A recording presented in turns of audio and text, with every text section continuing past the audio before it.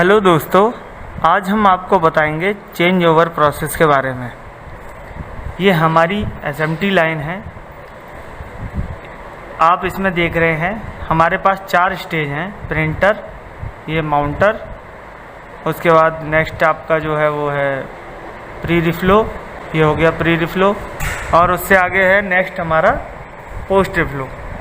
हमारे पास में एक लाइन में जैसे इस समय 4 स्टेज हैं, उसी प्रकार हर एक लाइन में हर एक मॉडल वाइज अलग अलग स्टेजेस होती हैं। तो मैं आज आपको बताऊंगा एक कॉमन प्रोसेस जिसके द्वारा हम समझ सकते हैं कि हमें चेंज ओवर कैसे करना चाहिए और हमें किन किन बातों का ध्यान रखना चाहिए।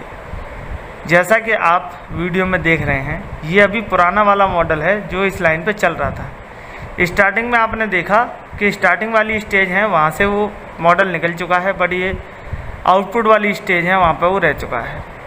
तो जैसे ही हमारा मॉडल नेक्स्ट 2 स्टेज आगे चला जाता है तो हम उससे 2 स्टेज पहले पे चेंज ओवर स्टार्ट कर देते हैं। और चेंज ओवर के टाइम पे सबसे पहली बात जो हमें ध्यान रखने वाली ये है कि जो भी पुराना मटेरियल है, पुरानी किट का जो भी मटेरियल था, हम उसे क्या करेंगे, वापस स्टोर में रिटर्न करेंगे और नई किट का मटेरियल लेके उस लाइन पे चेंज ओवर स्टार्ट कर देंगे। जैसे कि हम इस वीडियो में देख रहे हैं, हमारी 4 स्टेज थी। तो सबसे पहले ऑपरेटर आपका प्रिंटर स्टेज पे चेंज ओवर कर रहा है, मतलब इसमें जितने भी ऑप्शन हैं, जितने भी आपका फंक्शन है, उन सबको चेंज करके जो मॉडल अब उससे दूसरा चलाना है उसकी सेटिंग कर रहा है, उसके हिसाब से प्रॉपर काम कर रहा है।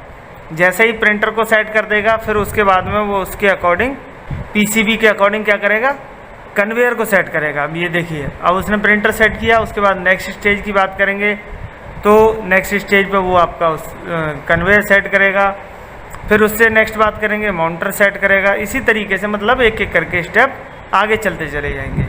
प्रिंटर सेट हो गया, अब उसके बाद प्रिंटर के आगे वाला कन्वेयर उसने सेट किया। उसके बाद हम बात करेंगे माउंटर वाले से। अब माउंटर वाला क्या करेगा, अब अपने माउंटर की स्टेज पे जो जो कंपोनेंट उसे लेने हैं, नए कंपोनेंट किट के अनुसार पुरानी वाली किट को हटाकर अनलोड कर दिया उसने, नई वाली किट को ले लेगा और नई वाली किट के अकॉर्डिंग सारे कंपोनेंटों को लोड करेगा। उसी तरीके से जब हम आगे चलेंगे तो हमारी नेक्स्ट स्टेज जो आएगी वो आएगी प्री रिफ्लो। जैसे अभी ये हम बात कर रहे हैं सेकंड स्टेज की, माउंटर की, तो ये माउंटर पे जो ऑपरेटर है वो अपना काम कर रहा है और अपनी माउंटरिंग स्टेज से जो जो कंपोनेंट लोड अनलोड होने उनके लिए काम कर रहा है। उसके बाद हम नेक्स्ट स्टेज पे जाएंगे। देखो, पुराना वाला जो मॉडल था वो ख़त्म हो चुका। अब प्री स्टेज वाला जो ऑपरेटर है वो नए मॉडल के अनुसार कन्वेयर को सेट करेगा, मैगजीन सेट करेगा और वहाँ पे जो जो चीज़ें उसको रिक्वायरमेंट है नए मॉडल के हिसाब से उन सबको ला के रखेगा। उसके बाद प्री रिफ्लो के बाद हमारी प्रोफाइल मशीन आती है, प्रोफाइलर जिसको हम बोलते हैं। तो ओवन में पैरामीटर चेंज करके उस मॉडल के अकॉर्डिंग अपना जो है पैरामीटर डालेगा। और ये डालने के बाद में फिर नेक्स्ट स्टेज जो हमारी होती है वो होती है आउटपुट स्टेज। तो आउटपुट स्टेज वाला ऑपरेटर अपना काम करेगा, जैसे कि उसको आउटपुट पे मैगजीन सेट करनी होती हैं, पीसीबी को लाने के लिए ट्रे रखनी होती हैं, मार्किंग के लिए मार्कर की ज़रूरत पड़ती है। तो ये सारे प्रोसेस हैं, वो सारा प्रोसेस कंप्लीट करेगा।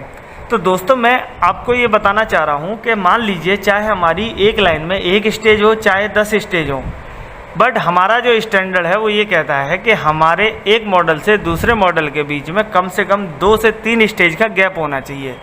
जैसे जैसे वो मॉडल आगे की स्टेज से क्लियर होता जाए और हम पीछे की स्टेज से उस मॉडल को चला सकते हैं बड़ी आसानी के साथ ही साथ उस मॉडल को चलाने के लिए हमें उस स्टेज की WI, उस स्टेज पे काम करने वाली इक्विपमेंट, उस स्टेज से सारी रिलेटेड उस मॉडल से चीज़ें सारी प्रॉपर तरीके से सेट करने के बाद हम उस मशीन को या हम उस लाइन को बड़ी आसानी से चला सकते हैं।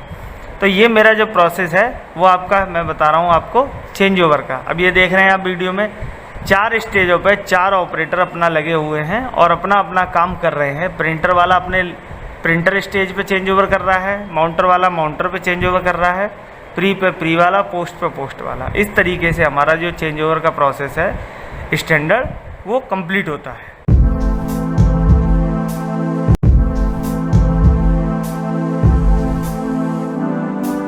हेलो दोस्तों, आज हम आपसे बात करेंगे पिक एंड प्लेस मशीन पर कंपोनेंट लोडिंग किस तरीके से करते हैं। जैसा कि आप वीडियो में देख रहे हैं, ये हमारी पिक एंड प्लेस मशीन है NPM W2 पैनासोनिक की। दोस्तों हम इसको माउंटर भी बोलते हैं। माउंटर मशीन पर हम जो भी कंपोनेंट पीसीबी के ऊपर लगाते हैं, हम उनकी लोडिंग किस तरीके से करेंगे या किस तरीके से करते हैं, आज मैं इस वीडियो के माध्यम से आपको समझाऊंगा। Operator running model kit area में जाएगा, जहां पर जो मॉडल उसे चलाना है उसकी किट रखी हुई है। किट मीन्स उसके रॉ मटेरियल, जो भी कंपोनेंट उसमें यूज होंगे वो रखे हुए हैं। वहाँ पर जाएगा, जा कर के उन्हें कंपोनेंटों को उठा लेगा। उठाने के बाद वो जाएगा बॉम्ब को पकड़ेगा। ये देखिए, आपको देख पा रहे हैं bill of material, bomb list पकड़ेगा जिस मॉडल की कंपोनेंट उसको बनाना है।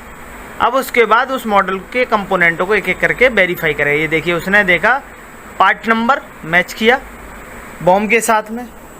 उसके बाद ये देखिए एक और पार्ट नंबर ये मैच किया कंपोनेंट के साथ में।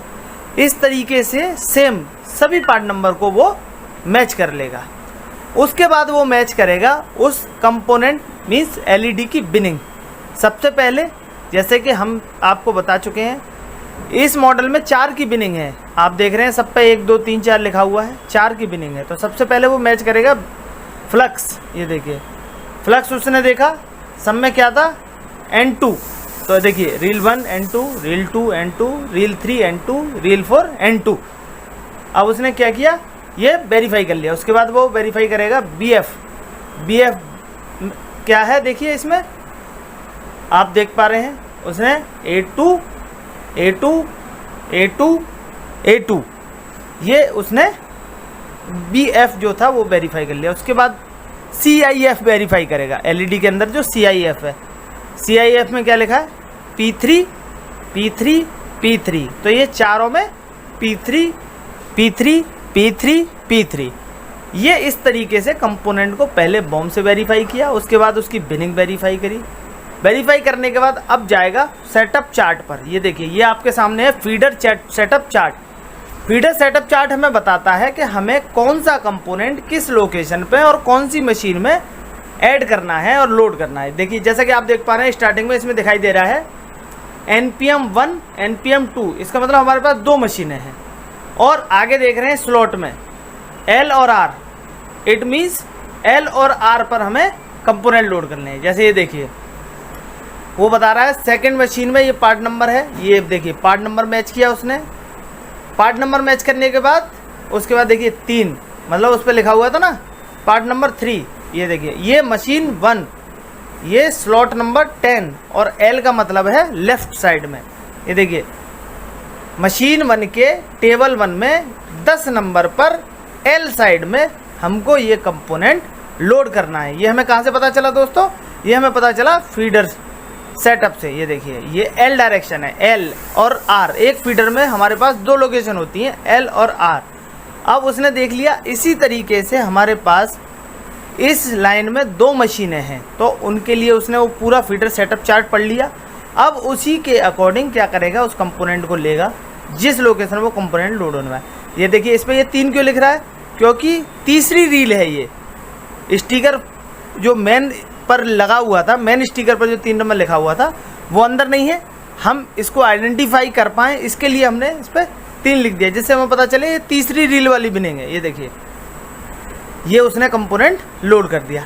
अब ऑपरेटर इसी तरीके से फीडर सेटअप चार्ट के अकॉर्डिंग जो कंपोनेंट जिस लोकेशन पे लोड करने हैं उनको प्रॉपर इसी तरीके से लोड कर लेगा। उसमें प्रॉपर लिखा हुआ था है NPM 1 मतलब मशीन 1, T1 मतलब टेबल 1, टेबल 1 का स्लॉट नंबर 10। तो स्लॉट नंबर 10 में लेफ्ट और राइट कौन सा है, ये देखिए सब इसमें लिख रहा है आपको NPM 1 टेबल 1 स्लॉट 10 का L पार्ट नंबर ये है और रील नंबर उसके सामने डैश में। इस तरीके से उसको पूरा लोड कर लेगा। लोड करने के बाद क्या करेगा, उसको फीडर लोडिंग शीट में एंट्री करेगा। एंट्री करने के बाद उसको खुद वेरीफाई करेगा और क्वालिटी से वेरीफाई करेगा। इस तरीके से ये हमारा लोडिंग प्रोसेस कंप्लीट हो जाता है।